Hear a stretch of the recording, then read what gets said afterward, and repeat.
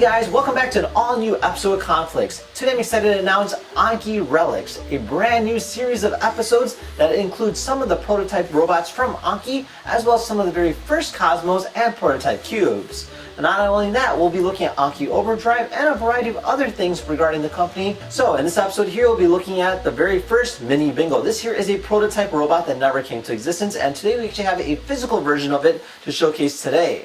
Now, this video is sponsored by RoboPros, a company that's designed to go ahead and aid your Cozmo or Vector, in which you can go ahead and check out their link down below in the description. So without further ado, let's go ahead and get started. Alright guys, check it out. So this here is our Mini Bingo. Now, Mini Bingo is actually two different variations of the robot. There's a mini version and then there's a regular version. Now, the regular Bingo is actually a lot bigger than the mini one, in the case that the bigger one is more designed for a security purpose robot. So this particular robot was designed to go ahead and move about your house or your business and let you know about the findings, but the Mini Bingo was more designed for your desk. As you can see by the size, comparing it to Vector right over here, you can see that both robots are very similar in style as well as size-wise. You can see them being comparable next to each other. Now, the thing about Mini Bingo is that this particular robot is a design concept that's actually in the physical element. Now, there's a lot of pictures about Mini Bingo, a lot of information about the robot, and the idea of it is it was a desktop robot that was designed to be a self-balancing robot that was created for a security purpose, that was designed based off of a kangaroo or a dog or some kind of animal.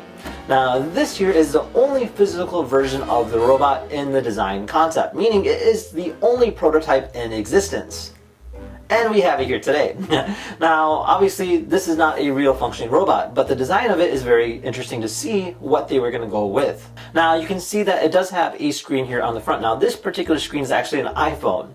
Now, this iPhone is not working, but it did house some animations of Mini Bingo that would showcase on the front. And the idea of it was more of a Vector Cozmo style looking animations, but more of a animal kind of feel to it, as you can see by these pictures.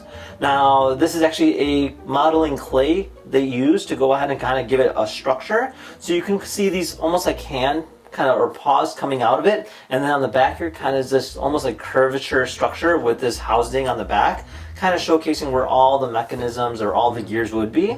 And then you had these self-balancing wheels. So it looks like they use like an aluminum kind of wheel, and then this almost like a plastic tube that kind of goes through it.